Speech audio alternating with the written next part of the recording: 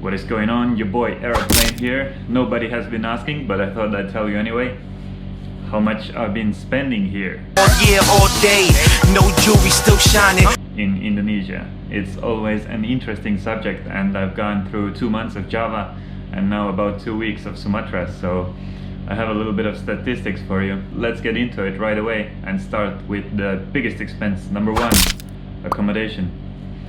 So accommodation actually varies quite a lot here in Indonesia. For example, in Java, I averaged in some places 60,000 to 100,000 per day on accommodation. For example, in Yogyakarta, I spent a couple of nights in a homestay that was 60,000, had an air conditioning, had a toilet and so on, but the quality was quite bad.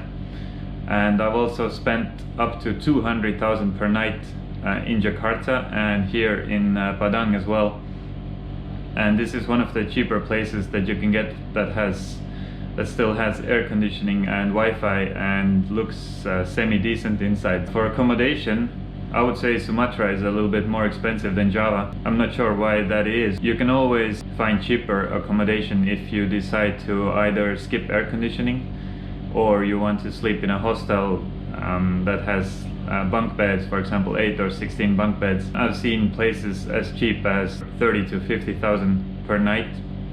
So it all depends on how budget sensitive you are as a traveler. But for me personally, the accommodation has been varying between 60,000 and 200,000 per night. So let's get to number two. The second biggest expense is always food. So food also varies a lot, and I personally like to have coffee in the mornings, but I've found it really hard to find a proper cappuccino, especially between like 6 to 8 a.m. because most coffee shops open either in the afternoon or late in the evening, and they are open all the way to the middle of the night. So Indonesians love drinking their coffee at night for some reason. Not to delve too deep into drinking coffee, but I usually spend around 20 to 30,000 on cappuccino, but some mornings I can't find any coffee, so it kind of varies. Some days I don't spend it, some days I do.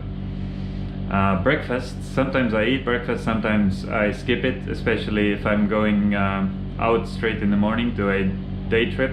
Usually I eat lunch as well as dinner, and the price can vary anywhere between 10,000 and 50,000 depending on where you eat. So I usually spend around 20 to 50,000 per meal.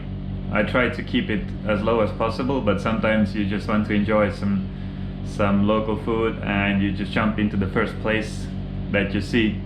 But with these things you have to be really careful, because there's restaurants called masakan where you can actually choose what you want on your plate next to rice or next to nasi, and these things can add up very quickly. If you pick a couple of potatoes or kentang and a couple of ayam gorengs, maybe some telur and some vegetables, you can easily spend upwards up to like 70,000 just on one plate. It all depends on how gembul you are as well.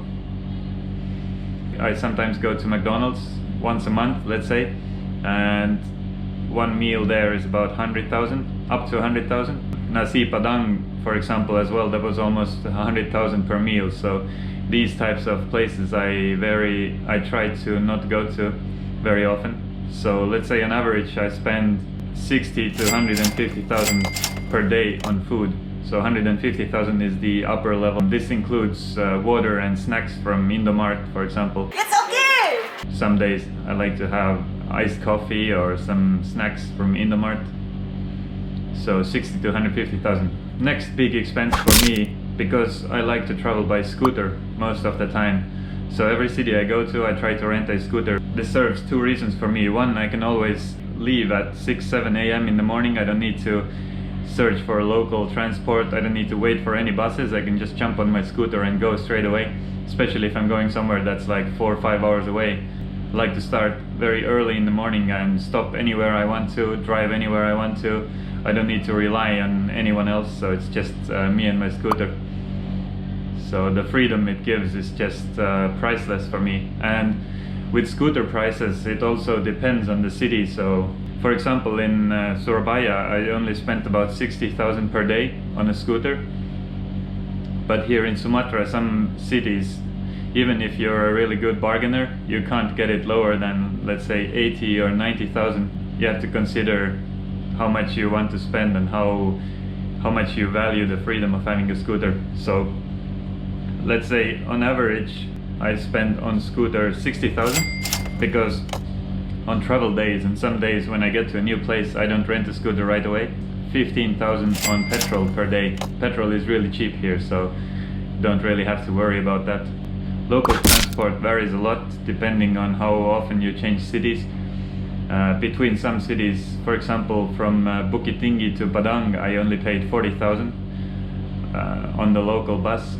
But from Lake Toba to Bukit Tinggi, which was an overnight bus that took 14 hours, I paid 350,000. And this is the cheapest transport you can get. So yeah, it varies a lot. Like train tickets between the cities in Java were around 70 to 100,000. So to add it all together, I would say per day you might end up spending around 20,000 rupiah. So that's what I used as a benchmark. So the next costs are miscellaneous. So these are the costs that you don't need but you still do, or what I don't need to live but I still do this. So the first one, I sometimes like to have a shisha, let's say once a month. The cost of shisha depends on the city. So I've had shisha in Medan for 40,000, I think 40 or 45,000, and I've also spent over 100,000 on shisha in Jakarta. So, but this is just like a once a month cost. So, alcohol I very rarely drink, so I don't even consider it. Cigarettes I don't smoke at all. Gym, when I'm in a city and I find a really good gym, I try to go as often as possible. So on average so far, let's say twice a week, you spend about 25,000 per day ticket on a gym. So it's about 50,000 a week. And tickets for day trips. So if you go to a place like a tourist attraction where you have to buy a ticket, this varies a lot as well. In Java, when there's not many foreign tourists, I've spent 10 to 15,000 per ticket. In Bandung and in Jakarta, I sometimes the tourist attractions cost up to 100,000 or even more. Let's say on average, it's about 20,000 on average. So parking fees for scooters, for example, if you go to a shopping center or you stop on the side of the road, most of the times you have to pay parking. It's about 2,000 to 3,000.